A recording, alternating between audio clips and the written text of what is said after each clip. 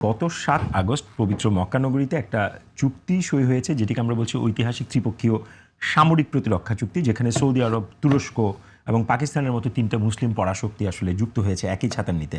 এবং এই চুক্তির আমরা সবচেয়ে ইন্টারেস্টিং দিক যেটা দেখছি সেটা হচ্ছে যৌথ প্রতিরক্ষা নীতি।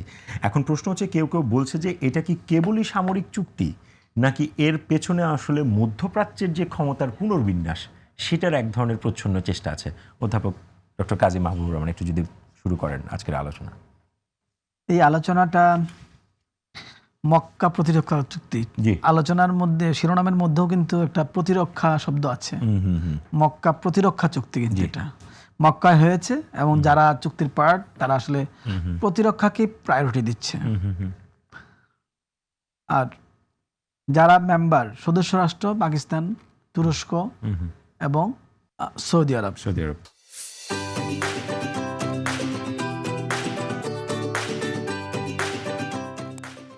এখন আমাদের সাথে তো এর মধ্যে 2টা দেশের সাথে খুব ভালো সম্পর্ক আছে।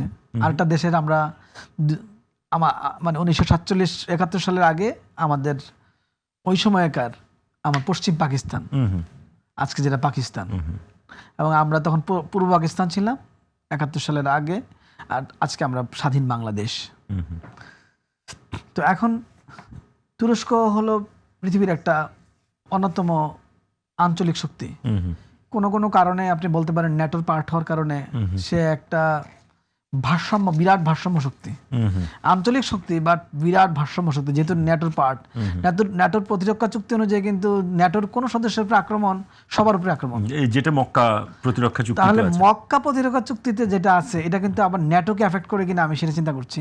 এটা ন্যাটো ব্যাখ্যা দিবে যদিও, কারণ এখন আবার মক্কা প্রতিরক্ষা চুক্তি হওয়ার কারণে তারা যেহেতু বলছে পারস্পরিক একজনের উপরে আক্রমণ, ন্যাটো স্টাইলে সবার উপরে আক্রমণ, তাহলে তুরস্কের ন্যাটোর সাথে তুরস্কের চুক্তি, কিন্তু এখন তুরস্ককে একটু ডাবল ডাইমেনশনে কাজ করতে হচ্ছে।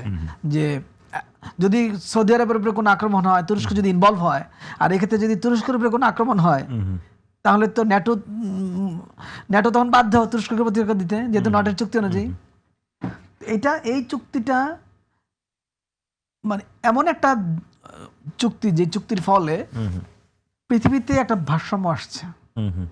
এর প্রধান কারণ হলো মধ্যপ্রাচ্য ভিত্তিক যে প্রত্যেকটা দেশের মধ্যে যে ছোট ছোট উপদল, উপগ্রুপ তৈরি করা হচ্ছিল ইরানের সমর্থনে, সেই গ্রুপগুলোর কারণে ইরানের যে আঞ্চলিক একটা হেজমনিক শক্তির প্রভাব বৃদ্ধি পাচ্ছিল। পাশাপাশি এইবার হরমুজ প্রণালীতে তার একটা অবস্থান, মধ্যপ্রাচ্য কেন্দ্রিক ইরান, আমেরিকা, ইসরায়েল যুদ্ধে ইরানের টিকে থাকা, এই সব কিছু মিলিয়ে কিন্তু ইরানকে একটা বিশেষ অ্যাডভান্টেজ দিচ্ছে।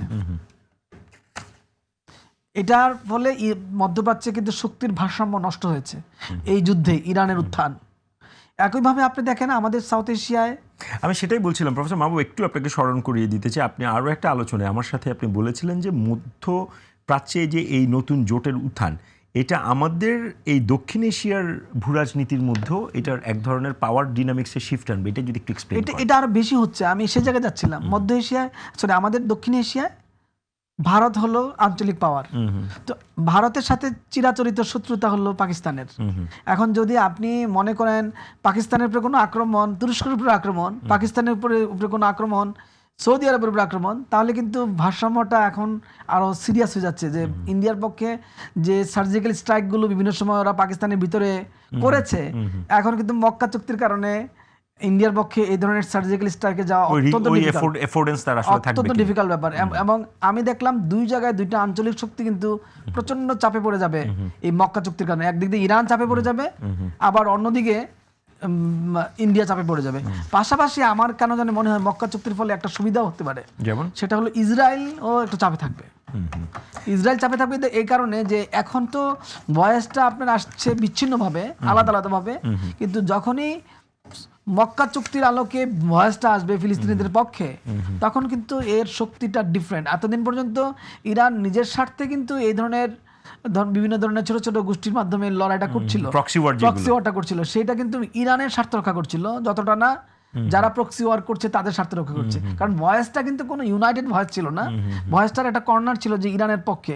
সারা পৃথিবী কিন্তু এভাবে এটাকে আইডেন্টিফাই করেছে, যার ফলে কিন্তু এই ভয়েসগুলো যেগুলো বিভিন্ন দেশের ছোট ছোট গ্রুপ আকারে এসেছিল, তারা কিন্তু এই প্রক্সি ওয়ারগুলো কিন্তু স্বীকৃতি পায়নি এবং এর কোনো কিন্তু ইম্প্যাক্ট নাই তেমন।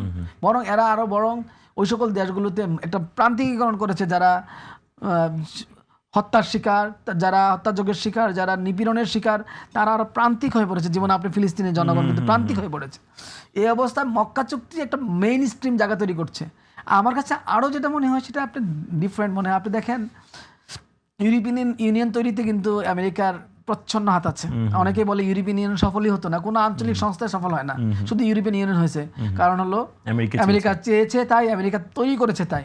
এবং এটা কিন্তু মূলত সোভিয়েত রাশিয়াকে, মানে বিরাট সোভিয়েত রাশিয়াকে, এই জোটটার পেছনে কি সেরকম আপনার আপনি দেখেন মার্কিন ইফেক্ট আছে?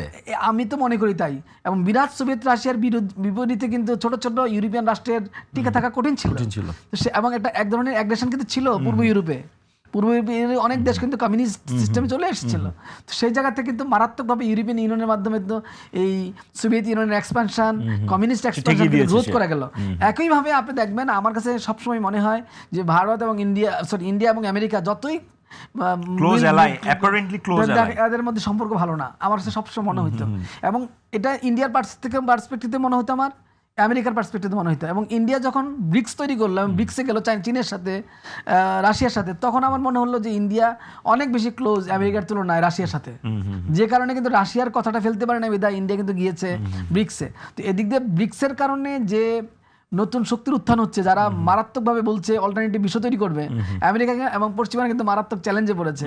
এই অবস্থায় আমেরিকা যদি পর্যবেক্ষক দেশ হিসেবে থাকে এই মক্কা চুক্তির মধ্যে, জার্মানি যদি বা ফ্রান্স যদি আপনি অবজারভার হিসেবে থাকে, পর্যবেক্ষক থাকে, এদিকে জাপান যদি পর্যবেক্ষক চলে আসে। আমি একটা মডেল আপনাকে দেই, মক্কা চুক্তিতে আমেরিকা, জাপান, ওই দিক দিয়ে জার্মানি এবং ফ্রান্স, অথবা শুধু ফ্রান্স হলেও তিন দেশ যদি ইংল্যান্ড যদি অবজারভার হিসেবে থাকে, তাহলে এই চুক্তি পৃথিবীর ভারসাম্য, আমরা যেটা বলছি এতদিন ধরে, নতুন বিশ্ব তৈরি করতে ইন্ডিয়া এবং চীন যে চেষ্টাটা চালাচ্ছিল, যেটা আসলে নতুন বিশ্ব বলতেছে ওরা, কিন্তু এটা নতুন বিশ্ব না, এটা ওনাদের বিশ্ব। পশ্চিমা বিশ্বের মধ্যে যতটা লিবারালিজম আছে, অন্যের জন্য যতটা স্পেস আছে, ইন্ডিয়ান এবং চাইনিজ বিশ্ব যেটা তৈরি করা চলছে, এই অল্টারনেটিভ বিশ্বে আমাদের সেই স্পেসটাও নাই।